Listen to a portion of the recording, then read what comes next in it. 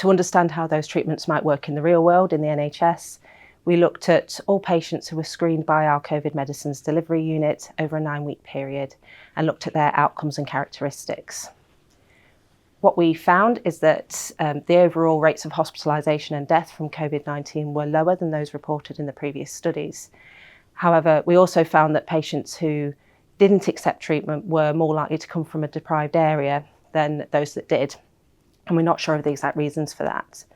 We know that future research now needs to look at those aspects and address those barriers to ensure that there's equitable access to COVID-19 treatment. Our study wasn't able to tell us the exact reasons that patients from more deprived areas seemed less likely to accept treatment for COVID-19.